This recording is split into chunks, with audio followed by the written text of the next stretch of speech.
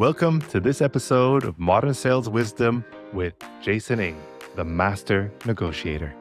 You can't negotiate on something before someone has agreed that they're interested in buying it. And if you are, and what I see a lot of people doing, and particularly in SaaS sales, is they think that the only barrier to getting the deal is the price. And so they will go, oh, I can see you're not sure about this, so let me knock 20% off. Will you do the deal now? Well, what that tells me as a buyer is you've got more than 20% you can knock off. And so I will keep saying, I'm not sure. I don't think that's really what I need. And then the salesman will probably knock off another 10 or 20%. I want to start by saying thank you for tuning in, either on YouTube where you're watching this, or you're listening to this on Spotify or on Apple Music. Thank you for taking the time. And if you haven't done so, then please smash that subscribe button and leave me a like. It makes a big difference. And the more engagement we have here at the show, the better it's going to get. So thank you for doing that. Now, today, Jason and I are going to be talking all things negotiation. It's going to be really good. It's a great conversation. And we're going to talk about how Jason got into negotiation, why it matters to be in a position of power, how information is power, and how you can use that and the different levels of negotiations or the different tactics which you can then use. So stay to the end. It's going to be very, very interesting. Jason, great to have you on the show. And I'm curious to start the conversation with this to understand how you got into negotiation. Well, firstly, thanks for having me, Henry. Very, very thrilled to be here, spending some time with you today. Simple answer to how did I get into negotiation is I've been doing it always, and so have you, and so has everybody. We all negotiate all the time. I negotiate with my 4-year-old son, also called Henry, not after you, to be clear. I negotiate with him about his bedtime. I negotiate with my 8-year-old daughter about extra desserts. I negotiate with my wife over where we're going to go on holiday. To be clear, I'm least successful in the final category of those three. From a professional point of view, I started my career at Procter Gamble, the massive consumer goods company with brands and products all over the world in healthcare, beauty care, laundry powder, all these sorts of things. And I had a fantastic opportunity whilst working there to work across many of those different products and to negotiate with some of the biggest retailers across Europe, Tesco's, Carrefour, A.S. Watson. And I'm not going to say it was all easy. It certainly wasn't, but it was a lot of fun. And I made loads of mistakes and I learned a load from it and got better and better and better. And it used to give me huge satisfaction landing a big, complex negotiation. And that was I guess that was my introduction and then apprenticeship, if you like, into the world of commercial negotiation. And how do you think negotiation has changed? I mean, you've mentioned different aspects. I think probably negotiating with, I have 2 kids as well. Negotiating with kids is always probably universal and gonna stay the same over generations. Negotiations in a lot of people listening or watching this on YouTube are people working in SaaS sales or in tech sales. And obviously the world has dramatically changed due to internet and the education of the customer. And how do you think it has changed in negotiation in that specific aspect? The basics of negotiation, Henry, they haven't changed for millennia, since the Egyptian times. The basics don't change no matter what language you're talking about, no matter what culture you're working with either. And the basics don't change if you're negotiating in the UK, in Germany, in Dubai, in Tokyo, Mexico City. Basics don't change. And how do I know that? I know that because these are all the countries that I have visited and worked with around the world to do negotiations with and to train people to negotiate. Now, that said, The biggest change, I would say, since the pharaohs has been information. The information that's now available to you, to me, to all of your audience watching is vastly increased versus people that were negotiating, as you say, even 10 or 20, even 5 years ago. There's a lot more information available. And why is that important? Well, information is power. And if you have more power in a negotiation, then you're going to be able to get yourself a better deal. And one of the most important things that we help our clients to do when they come to us for help with negotiations is to assess the balance of power between themselves and the person they're negotiating with, and then help them to improve the balance of power from their point of view. And specifically how that can help when you are doing a negotiation with somebody is that it allows you access to different negotiation strategies. Most people think of negotiation as, well, if you do this for me, Henry, then I will do that for you. It's a classic. You're right. I absolutely use that with my children. If you put away your toys, then you can have an ice cream. Something very simple. But that's only one of 7 different negotiation strategies. Just on the board behind me, if you can see, that strategy that I'm talking about there is one that we call the grow strategy, where you're both trying to grow the value available to both parties. But that's only one of 7 different strategies. And if you have more power in your negotiation, then that gives you access to more of these strategies. And the more strategies that you can access in a negotiation, the better result you're going to get from the negotiation. So if there's one thing I would say that has changed the most in the last few years or so, it's the amount of information that's available to the people who are negotiating. Now, that does mean that you've got to go out and find that information and use it effectively. But the biggest change is about information. Now, looking at that, and for the people who can't see it, maybe because you're listening to this on a podcast as you're walking somewhere, for people like us working in SaaS sales, we have a product, a software product usually that we want to sell. We say it has a certain amount of value, which we create or which we think it's worth for somebody else. What kind of strategies would you then, out of the 7 which you've just mentioned, say is a good one for us to have up our sleeve to get ready for, just to maybe departmentalize? Is that the right word? Compartmentalize. choose one of them. Well, look, the grow strategy on the whole is a good strategy, whether you're selling consumer goods, whether you're selling software, whether you're selling building materials. Because what you want at the end of the day is for the other party to feel happy, to feel satisfied with the deal. And if you're offering them some value and they're offering you some value, that's a way that both parties can come together and feel satisfied with the deal. So the growth strategy is a good strategy to use generally.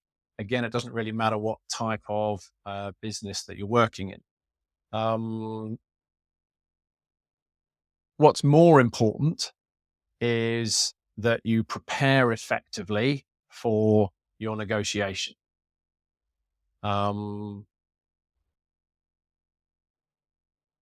People view me as a good negotiator. I am a good negotiator, but I'm not a magician. And I often have clients coming to me at the 11th hour or even later than the 11th hour saying, oh, Jason, can you help me sort out this negotiation? It needs to go live in 2 weeks. At that point, there's a limited amount that I can do because a lot of the value in commercial negotiation, a lot of the value in as a commercial consultant, a negotiation consultant that I can offer is helping people to prepare effectively for the negotiations that are coming up. And when I say prepare effectively, I don't mean a couple of weeks beforehand or even a month beforehand. For a big set piece negotiation, Henry, you need to be planning 6 months ahead of time. And I had to have a SaaS client who works in security information, a current client, so clearly I can't tell you who they are. Um, and they came to me with a big problem on their margins. They were getting knocked back a lot by their procurement departments they worked with, and they wanted to put through a cost price increase on some of their key products.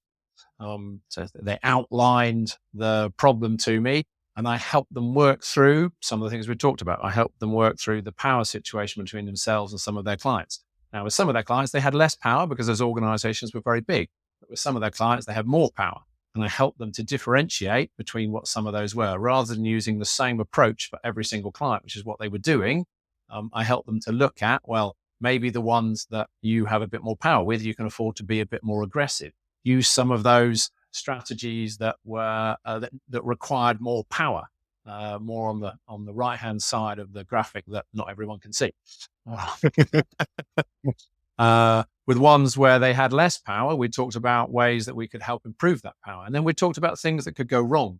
What might go wrong in this negotiation? What problems can you foresee even at this point from your previous interactions with these people? And let's put some actions into place to either reduce the likelihood of those issues coming up, or if they do come up, to mitigate the consequences of them. So, and that's how I helped that particular client. And there were a number of other pieces, obviously, we did as well. That's how I helped that particular client to successfully put through a cost price increase for the services that they were selling to. And some of their clients are, the massive multinational Microsoft, Amazons of this world. But that doesn't mean you have no power. It doesn't mean you can't get to a good deal. When I started going into software sales, that was one of the big lessons which got put into my head the whole time. Always make sure you're in a position of power. And for me, it was an aspect which I had to grow my mind into, because I didn't think about negotiation before. I was always thinking about delivering value and create, because I was more in a consulting business before, rather than sales. And it was quite a journey for me to get into that mindset. How would you recommend young people or people who are not too familiar with the concept of putting yourself in a position of power? How do you prepare for this position? How do you put yourself into that position? Well, it's interesting that you reference your roles before as being more consultative than sales based, if I understood correctly. Yeah. Yeah. Um, and the sales part of that change is really important. And if people are thinking about appropriate mindsets when they're going into doing commercial deals, first mindset to consider is that you're taking charge. That you're taking charge of the process and the people that are going into this negotiation, because there's lots of things that can happen in a sell and in a negotiation. And if you're not taking charge of the process, that means somebody else is. And that individual or individuals are likely to have their interest at heart, not yours. So if you allow them to take charge, for instance, of the time frame, that's more likely to be to their advantage. If you allow them to take interest of how and when the meetings are happening, it's more likely to be in their interest than yours. So taking charge of what's going on is a really important mindset to take into doing commercial deals. The second thing that I would say is you've got to sell before you can negotiate. You can't negotiate on something before someone has agreed that they're interested in buying it. Okay. And if you are, and what I see a lot of people doing, and particularly in SaaS sales, is they think that the only barrier to getting the deal is the price. And so they will go, oh, I can see I can see you're not sure about this, so let me knock 20% off. Will you do the deal now? Well, what that tells me as a buyer is you've got more than 20% you can knock off. And so I will keep saying, I'm not sure. I don't think that's really what I need. And then the salesman will probably knock off another 10 or 20%. And then when I finally go, okay, I'm interested perhaps in working with you, but I need you to do this, this, and this. And I'm only going to pay you this. And that's a common trap that I see to your to the type of person that you were asking this question about, people just starting their career out in this sort of area, is don't assume that it's your price that is putting off the other party. Ask them what else they need. And if the only thing they talk about is price, then you can have a negotiation. But if they talk about other things, you need to understand more about that before you just try and pull on that very crude lever of cutting your price. Because as you cut your price, you cut your margin, you make less profit. Everybody, you lose, certainly. The client might win, but you won't. Yeah. Another thing I learned when I started going into sales was preparation prevents panic. And Prevents panic. I've heard the three Ps with different words, but I'll go with panic. Yeah. oh yeah, what have you heard? Because this is what I've always preparation prevents panic. Let's get prepared. So it's the same principle. It's just it's different words than panic. Poor performance. Okay. With that, preparation prevents poor performance. Oh, okay. I like the panic passage because that's I like panic. In which you go into. I've not heard that. I like that. And obviously that starts really early preparation, and how you, I mean, not physically, but virtually take somebody or take a company or a project and move it somewhere else, and you put it into the right framework which you want them to be in, and then you start moving them, adding the value, and then coming to and the last thing is obviously the signature, which is then the last negotiation. But I figured the best prepared deals have had the least negotiation, unless somebody completely different is doing the negotiation. But then you feel very good prepared if you have a purchasing department and at the end who really just, the people want or the company wants the product, then you just have to go through that formality. But is there a framework which you would suggest to put yourself into a good space at the beginning? Or because I mean, framing is one thing, which framing is one thing, but if you're asking, is there a simple framework for preparing for a negotiation? 100%. Good preparation is essential to getting good results in negotiations. There's a number of different sub-elements to it, but there are three key areas that you need to think about if you're going to be preparing for a negotiation. Number one is about understanding their power. We talked a little bit about that already. Second one is about predicting their strategy and some of their tactics as well. And we talked a bit about strategies, but this is very much about getting inside the other party's head, trying to think about how they will behave. People often talk about negotiation as a cross between poker and chess. And the chess part of it, thinking 3, 4, 5 moves ahead. I'm not a good chess player. I can barely think 2 moves ahead, but my wife's a very good chess player. She runs rings around me. And good negotiators are able to think about, well, what if the other party does this? What if I do that? What are they likely to do? And how might I be able to use that, draw them more down the path that I want to? So not just thinking about the things that are important to you, but thinking about the things that are important to the other party as well. That's really key as part of your preparation. And then the final area is about detailing your tactical plan. Just something really simple, such as thinking about your worst case scenario. If you're selling something, what's the least that you can sell this for? Because if you go, and we call that a break point, the point beyond which you will break the deal, you will break your own P&L. If you go beyond your break point, you're going to do a bad deal. But then, and what a lot of people then do is they focus on their own break point. We don't advise you doing that. What I would advise you to do is focus on your estimate of their break point. So if I'm selling you something, what do I think is the most, Henry, that you could afford to pay me? And that's where I want to focus my attention and time. Because if I focus on my break point, I'm likely to end up at my break point. Whereas if I focus on your break point, you can still do the deal, because by definition, a break point is a deal that you can do. but I'm going to maximize my revenue from that deal.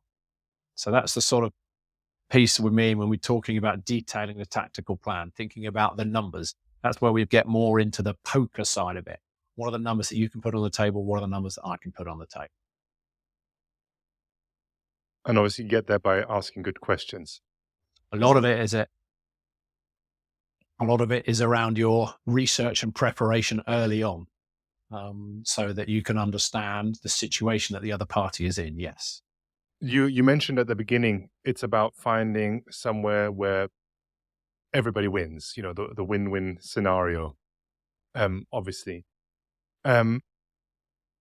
Is that always the best way to go? Well, if you're building a relationship, obviously, yes. But, sometimes you think, am I stretching this? Should I go for it? Or is the other one stretching it? And I mean, we've had deals in my past where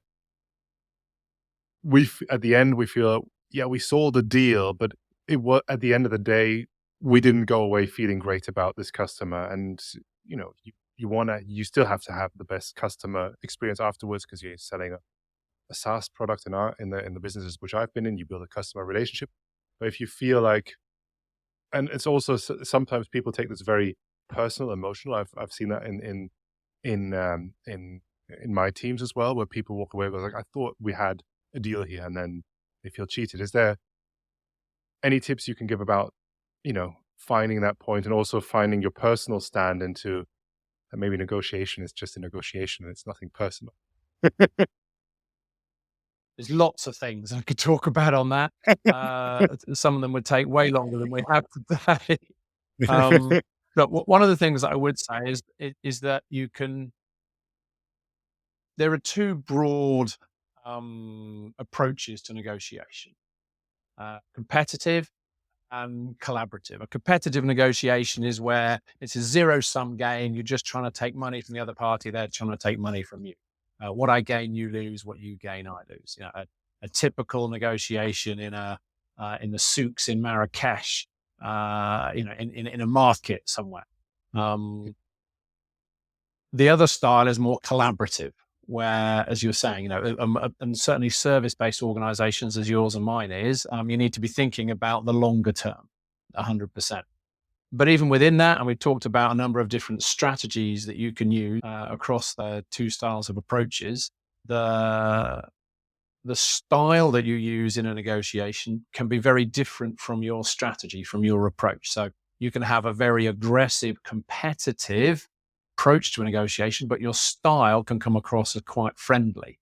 A recent example of that in the news would be Mr. Musk and his purchase of Twitter, or X, as I believe it's now called. In the early days of that deal, he was tweeting things like, I'm interested in buying this. I think I can do great things with Twitter. But if it doesn't come off, then I will have to reconsider the position of my 9%, which was his shareholding at the time. Now, that sounds quite friendly, but one of the analysts who wrote about that particular press release, or I imagine he did it on Twitter, said that's clearly a threat to dump that stock and to potentially damage Twitter as a company. So whilst the words he was using, his style at that point was quite friendly. I'm not sure whether people would agree at the moment that Mr. Musk is particularly friendly. But the style he was using to try to talk to Twitter at the time was quite friendly, but his approach was really quite aggressive. And then he went on to do more things that were even more aggressive about the company. Don't confuse style with approach. They are two different things. You can be pretty aggressive and competitive in a negotiation, but come across as quite friendly and smiling. Before we come to the end, I want to say thank you, Jason. I think for me, it's always fascinating seeing how many facets these sales processes have. And at the end, obviously, the negotiation, a whole new world opens up. And I think there's been a lot of change, especially as one thing you've said, knowledge or information is power. It was something which stuck with me. And getting yourself in the position of power very early. So thank you for bringing that back to my head, and I will definitely use a lot of that more. But maybe one last question before we come to an end, and that will be, if you, well, let's change the question. You've got kids. How do you teach them negotiation? The real question would have been, what was it that you wished you had learned early? But now that everybody knows that you have kids, what do you teach them? Because obviously that's what you wish you would have known. So,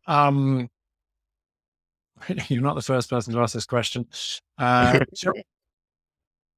Children are quite black and white. They got it or they haven't. It's fair or it isn't. Children haven't, certainly my children, who, as I said, the oldest is only 8. They haven't yet learned how to distinguish between shades of grey. And so their negotiation style tends to be quite competitive. And they use, if I'm gonna analyze my children's negotiation style through a commercial lens, they use some tactics that would probably be less appropriate in the commercial arena. They scream and they shout and they stamp their foot. Now, I'm not saying that some commercial people don't do that. And, there are examples in the media of people slamming the table and being very aggressive about it. And some people respond to that.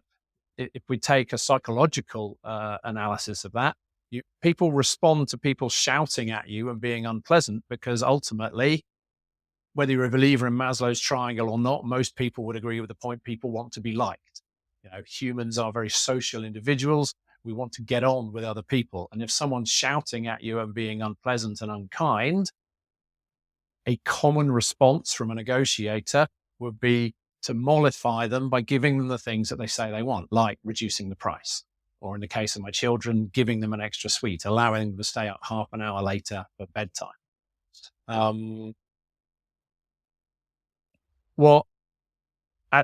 As you move into more complex negotiations in the world of business, there's many more facets of value often than just the thing the individual is focusing on. And if we come back to preparation and trying to get inside the head of the other party, Henry, trying to understand what's important to the other party that isn't just the price, for instance, what else might be of interest to them that you might be able to provide them that's going to cost you less money? Is it extra support? If you're working in SaaS, is it extra modules that you could plug in to the product to give extra benefit that doesn't cost you much more money? These are the sorts of things from a business point of view that I want to think about. With my children, maybe I try and help them to think a little bit longer term and think about, we're going on a trip to see Santa at Christmas. So using some longer term thinking with them to help them understand that there's more value for them to be had if they think about the longer term than if you just think about one extra sweet today. One thing I would say though, and to be absolutely clear, I'm a negotiation specialist. I'm not a parenting specialist. When I asked my daughter, I was told my daughter the other day she had to go and brush her teeth. She looked at me straight in the eye and she said to me, "Daddy, if you give me a foot massage, I will brush my teeth." So what I would say is my kids are already learning from me. And maybe I need some help with negotiating. Thank you so much, Jason, for coming on the show. And I recommend everybody to check you out, connect with you on LinkedIn. I think that's the right format to get LinkedIn, or our website is ampliuspartners.com. Very happy to talk to anybody who would like help with negotiating, either with their commercial contacts or with their children. Thank you. Thank you so much, Jason. Thank you for your time. Now we're at the end of the show, and I want to say thank you again for listening, for tuning in and watching this until the end. Now that you are at the end, there's probably something which you found good or useful about this. Maybe you want to share it with one person. At the end of the day, that's how these things spread. So thank you for being part of this community. If you haven't done so, then connect with Jason via LinkedIn is a good method, or watch his website. I can leave you the link down in the show notes. And connect with me. LinkedIn and Instagram is probably the best place to connect and get some engagement. Looking forward to it. See you on the next episodes. Thank you.